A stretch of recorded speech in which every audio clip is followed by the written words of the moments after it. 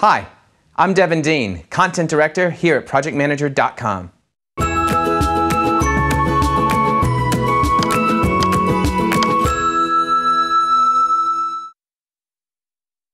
Hi, today we're going to talk about how to audit a project. Now, when you go audit a project, you're looking for two things. You're looking to make sure that the project is doing the right things, and secondly, you want to make sure that the project is doing things right. Now, when you go audit that project, you want to make sure that the project team and the stakeholders, everyone around that project is receiving that audit with open arms. For example, you don't want to have the project team think that they're being put under the microscope and being sort of looked at through a magnifying glass about all the little bits and pieces that they're doing. Instead, you want to have that project team embrace that audit, similar to where a coach is sort of going to coach an athlete, and that athlete is looking forward to getting the feedback and the pointers from their coach so they can refine and improve their process and be a better athlete. That's the kind of culture and environment you want when you want to go into the audit. If you have the previous culture where people are being a little bit scared that they're going to get looked at or asking questions about the project, I prefer not to actually do the audit at that time. Improve the culture. Once that's done, get their defenses down, if you will, and open to hearing any feedback that you have, then go ahead and commence the audit. All right, so how do you do the audit? Well, first things first, look for the project doing the right things. Now, doing the right things is all about the mechanics of how that project is operating. Go to the project manager a day before you need the following items. First off, you want to ask them for the last 4 to 6 status reports.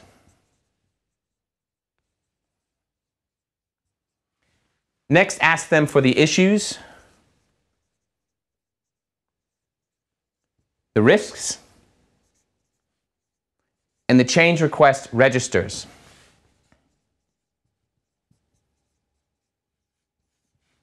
After you get those registers, ask them to give you the statement of work or the project charter or terms of reference, whatever that project used to actually initiate the project. Might be just a kickoff presentation.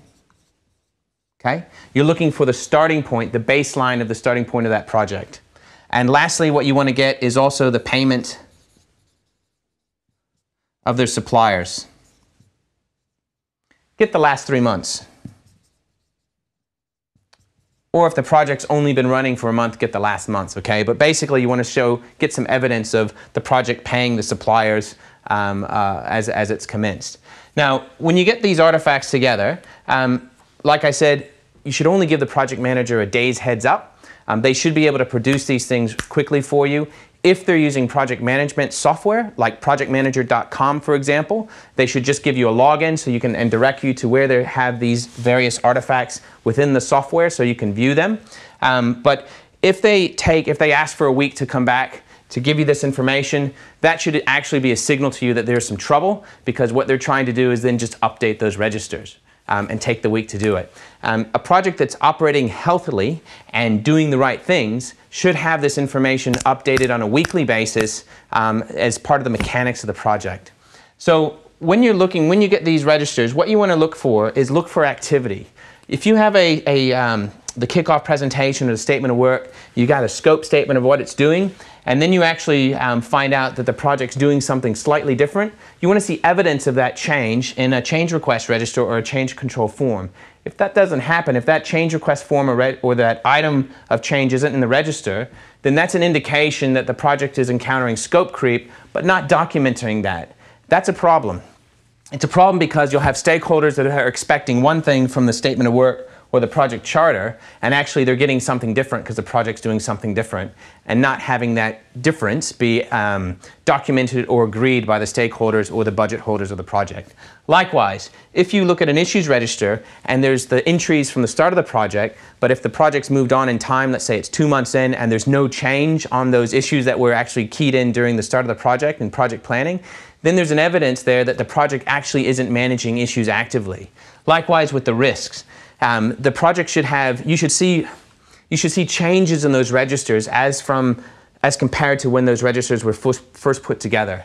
If you're not seeing any evidence of those changes, that's an indication to you that the project is actually just in a reactionary mode. They're letting the project and the tasks manage them versus the project management team and the team members actually managing the project. And these are the things that the project team uses to actively manage a project to make sure that they stay on the rails, stay focused on the scope, hit their deadlines, and deliver things that are fit for purpose. You're looking for smoke here. If you see any smoky items, things that look a little bit off, then there is 9 times out of 10 there's some fire behind that smoke, and it might be cause for you to open up the hood a little bit more on that project and do a more detailed audit. Okay, so let's say that you've looked at these registers and these artifacts and the project team is doing the right things. The next thing you want to look for is, are they doing things right? So doing things right is all about delivering their artifacts or working in a healthy manner that is with quality, okay? So as an example, when you're looking into doing things right, there's a couple of things that you want to get together. First off, I'd get the last 3 deliverables or artifacts. So let's say, for example, you're developing some software and you're in the design phase of the project, go get the requirements document. Okay, go get the interview notes that the team members did when they were interviewing the end users for the requirements for that piece of software. If you are building a building, go get the blueprints for the building, or go get a code of compliance certificate, if you will, from the council showing evidence that the construction team has actually passed the plans through council and they endorse them. You want about 3 deliverables. Go talk to 3 team members.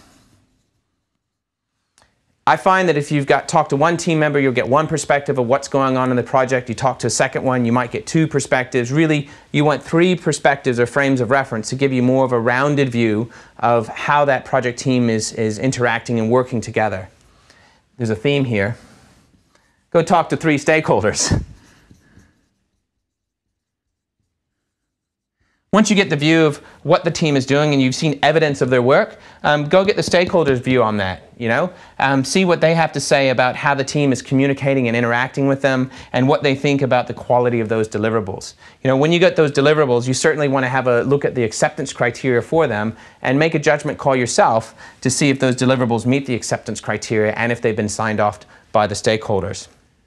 These are the basics of doing a quick audit on a project. Shouldn't take you more than 2 to 3 days to conduct this. Really what you're looking for in these quick audits is if there's any issues that are sort of come to mind that you may want to look at a little bit better. Certainly at the back end of the audit, you want to get the project manager together and the rest of the project team, give them your feedback and help them hone and refine their skills to make that project work in a more fluid manner.